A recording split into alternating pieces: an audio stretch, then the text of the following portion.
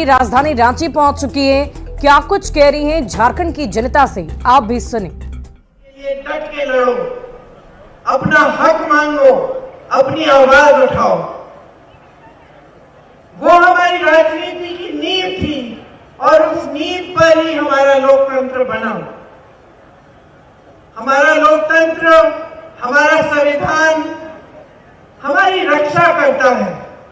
आपने बहुत मंचों पे सुना होगा कि तमाम नेता आते हैं, संविधान की बात करते हैं।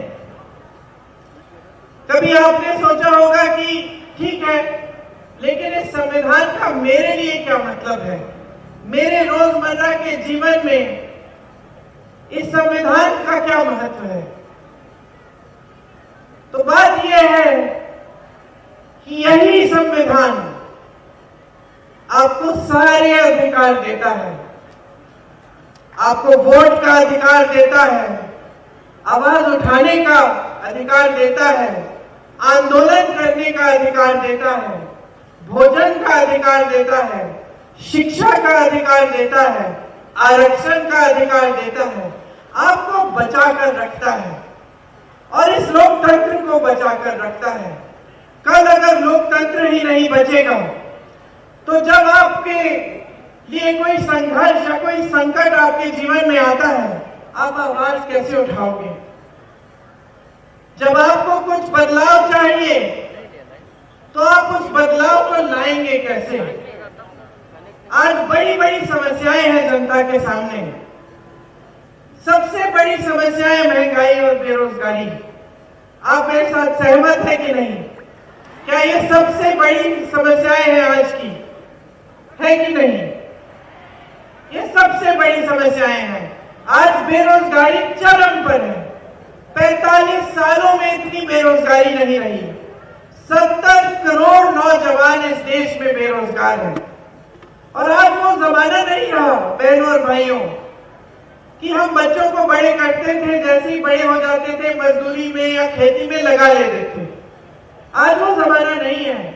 आज जो बेरोजगार नौजवान खड़ा है वो शिक्षित है, क्योंकि हर एक माँ बाप ने, हर एक परिवार ने, चाहे कितनी भी दूर दराज गांव का हो, चाहे कितने भी गरीब परिवार का हो, उन्होंने कोशिश की है कि अपना बच्चा शिक्षित बने, अपनी बेटी शिक्षित बने, ताकि अच्छा रोजगार मिले और भविष्य उज्जवल हो।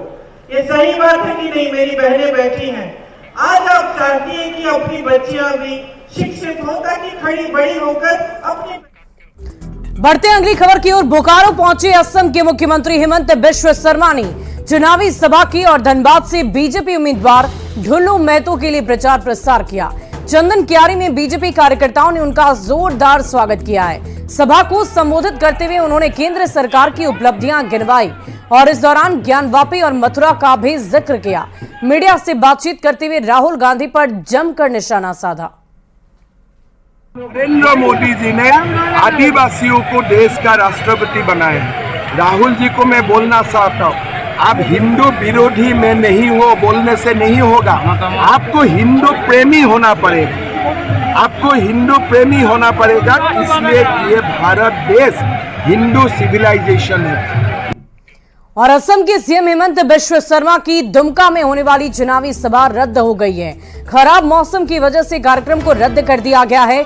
आपको बता दें कि रघुनाथपुर में दुमका से बीजेपी उम्मीदवार सीता सोरेन के लिए हेमंत बिश्व शर्मा चुनावी सभा करने वाले थे, लेकिन जोरदार बारिश की वजह से कार्यक्रम रद्द हो गया।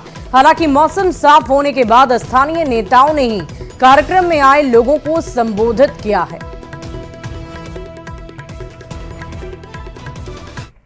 और चुनावी मौसम में नेताओं का झारखंड दौरा लगातार जारी है। इस बीच बीजेपी सांसद तेजस्वी सूर्या भी झारखंड पहुंचे और बीजेपी उम्मीदवार के पक्ष में चुनावी माहौल बनाया है।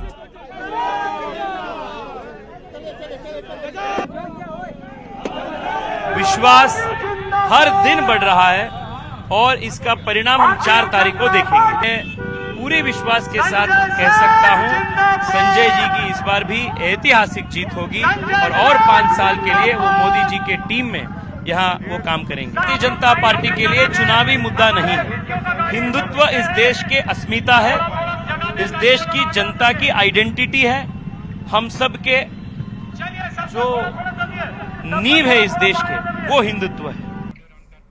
और स्वाति मालीवाल मारपीट मामले पर तेजस्वी सूर्या ने हमला बोलते हुए प्रियंका गांधी से कई सवाल पूछे हैं। गठबंधन के आम आदमी पार्टी के एक महिला सांसद पर इस प्रकार के हमला होते हैं और प्रियंका गांधी जी इसके ऊपर कुछ बात नहीं करती। जितने भी महिला सक्षम करने वाली स्कीम्स बीजेपी सरकार यहां लाई थी, उसको हेमंत सोरेन सरकार ने बंद किया। ये क्यों किया? इन सभी प्रश्नों का जवाब आप प्रियंका गांधी जी से मांगिए। और धनबाद से बीजेपी एमएलए को पार्टी की ओर से नोटिस थमाने पर सियासी सरगर्मियां काफी तेज हो गई है। शोकॉज नोटिस मिलने पर विधायक राज सिन्हा अपने मंडल अध्यक्षों के साथ मंथन और चर्चा कर रहे हैं, तो कांग्रेस ने नोटिस जारी होने पर चुटकी ली है।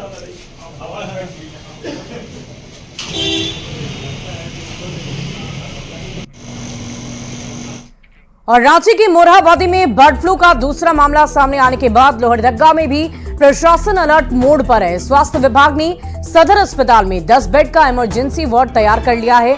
डीसी ने बताया कि रांची में बर्ड फ्लू की पुष्टि हुई है और इसे लेकर लोगों को सावधानी और भी ज्यादा बरतने की जरूरत है और अगर इस तरह का मामला आए तो तुरंत स्वास्थ्य विभाग से जरूर संपर्क करें।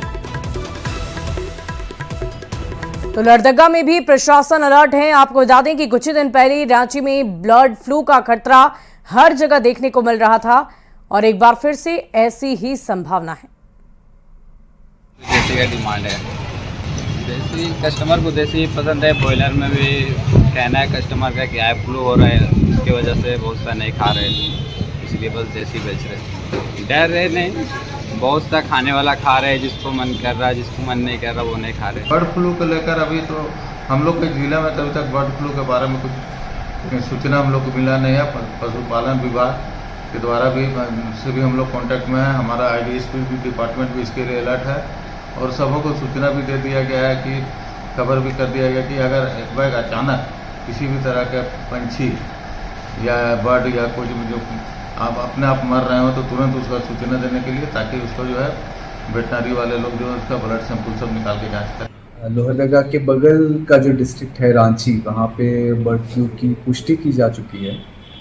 तो इसके चलते मुझे लगता है कि लोगों को प्रिकॉशंस लेने चाहिए और यदि इस तरह के कोई सिम्टम्स पाए जाते हैं तो तुरंत जो है वो सरकारी अस्पताल में दिखाना चाहिए, ताकि इसकी पुष्टि की जा सके कि क्या ये सिम्टम्स जो है वो उस डिसीज से जुड़े हुए हैं या फिर।